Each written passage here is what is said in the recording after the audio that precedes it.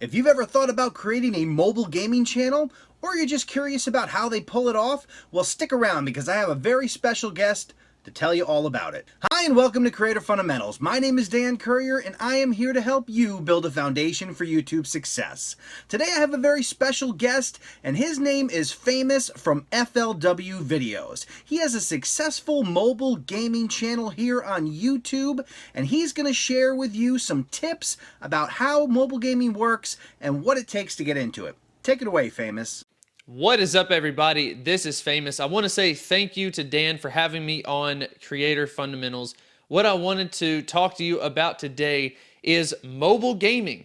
Mobile gaming can be a very intimidating genre to get into on YouTube simply because there's just a lot of things going on and a lot of people don't really talk about how to get into it. So today we are going to be covering 3 basic steps of what you need to do to be able to get into mobile gaming.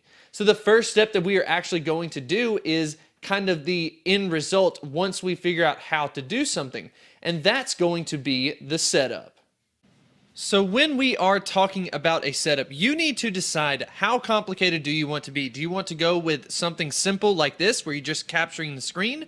Or do you want to do something where you're adding in a constant overlay to it? You need to make that decision, and I personally think that this is going to be a big decision that you need to cover before you actually start making the content.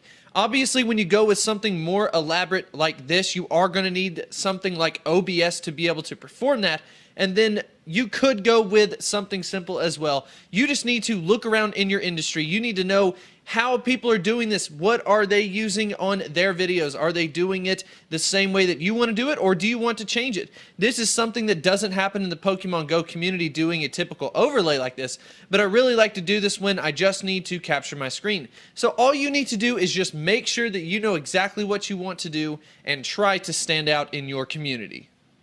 Now that you have decided what you are trying to actually get the setup to look like, you need to know how to actually capture what you are playing to be able to do that type of setup. So I've come up with 3 main methods that we can use in capturing your actual content.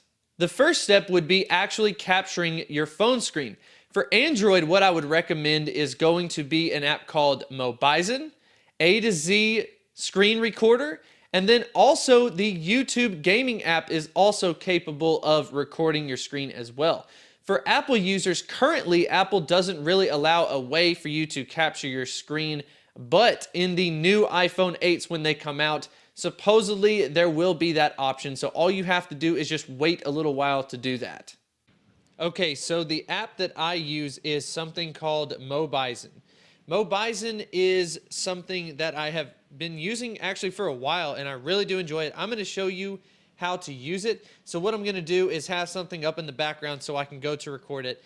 But basically there's going to be these 4 little blocks. Once you go click in there, you can adjust some settings once you go over to settings. And you can do some really cool stuff with this app, including filming in 1080p. So you can change the resolution up to 1080p.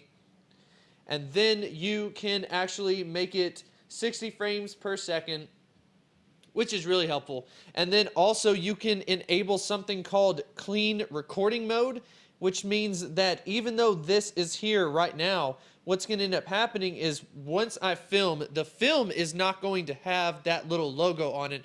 The one up at the top left is going to be there, but that's also not noticeable. So all you would do to start recording it is go over to whatever you are actually recording, simply click the button and then press the record button.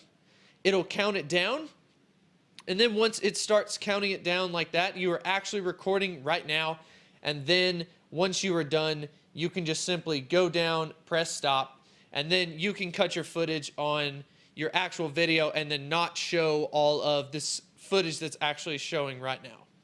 Now let's talk about actually mirroring your phone to your computer screen. There is a lot of advantages to this. Let's say you're playing a mobile game that takes a lot of touch, it takes a lot of precise timing on your actual phone, that if you were to try to emulate it on a computer and you're using your mouse, you'll just be a little bit too slow. This is a great option for that. The only disadvantage that you have, though, is that it can't actually capture game audio. So there is a little bit of a pre-setup to the actual Visor app where you're plugging your phone up and mirroring it to the computer. And I wanted to show you something that you can do so you can actually be set up and ready to go.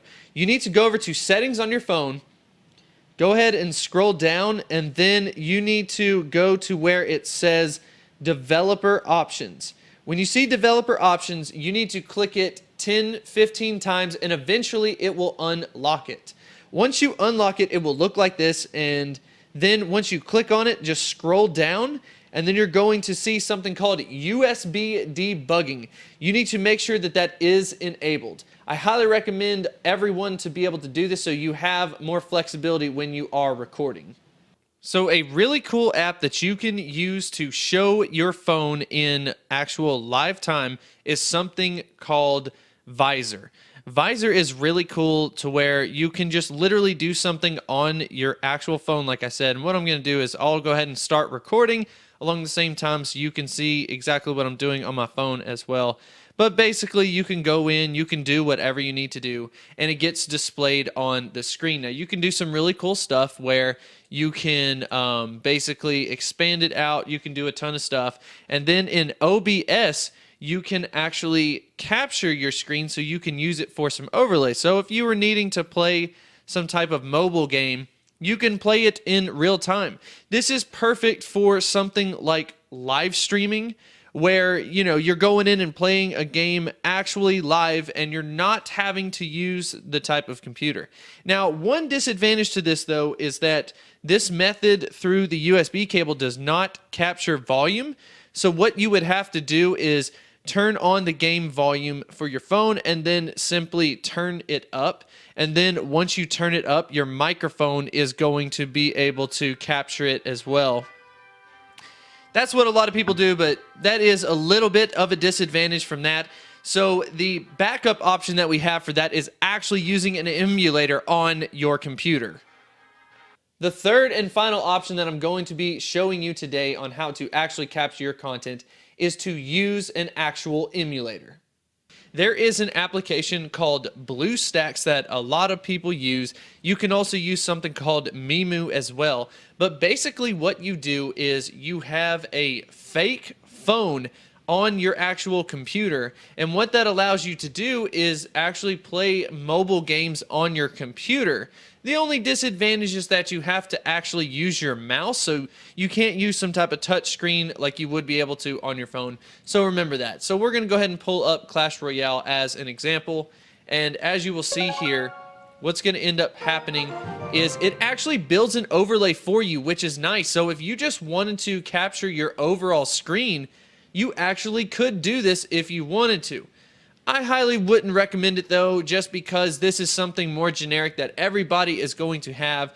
So once again though, you can use OBS to capture just your actual game footage and then create your own overlay as well. But this is something that a lot of people use, so I figured I would go ahead and mention it to you so that you can tackle mobile gaming. So now I have shown you how to actually use a phone emulator on the computer, which is super easy, and there are a lot of advantages to that, such as you can capture the game audio. It looks really good. It's very flexible. You have OBS on your computer, which makes it much easier, and it's perfect for a type of live streaming. But once we move past the how-to and what do you want it to look like, the third step that I have for you guys is actually going to be developing a strategy. And the number one strategy that I recommend you to use to get views on your type of gaming content is going to be something called first to market. And I'm not even necessarily talking about a new game being the first one to put up some videos. That definitely works, but I want to apply something a little bit broader than that. Be the first one to release content on anything that you are wanting to do. Let's use Clash Royale for example. Let's say a new troop is coming out. You need to be the one who's trying to release some footage of the new troop before anyone else can do it. You need to know your industry. You need to know how quick to respond everybody is, and you need to try your best to get out in front of those big guys. Because basically what the big guys do is they can afford to wait because they have such a large audience.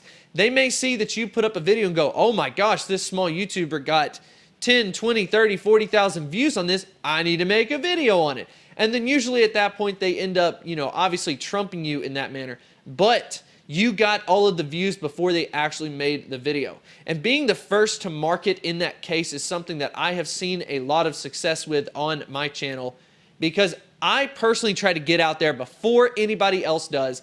And coincidentally, I know a good idea when I see one, and then the bigger YouTubers do it, but guess what? They're usually a day or two late. And then, even better, once their videos get up, my videos are showing up on their recommended, and we're getting a lot of flow-through traffic. So we're actually getting the initial traffic, and then we are getting the related/suggested videos secondly. But anyways, I hope you did enjoy this. I hope that this helps you get into mobile gaming and that it kind of lowers the barrier for you and that you are ready to go. So without further ado, let's get it back to Dan. Thanks a lot for sharing, Famous. That was a lot of great information. So what do you guys think? Would you like to see more content like this? Let me know in the comments below. If you'd like to continue to build a foundation for YouTube success, go ahead and click that subscribe button and the bell notification icon so you don't miss a thing. I want to thank Famous for taking time out of his schedule to share his insights with all of us. That's all the time we have for today. My name is Dan Courier, and you're watching Creator Fundamentals. Thank you.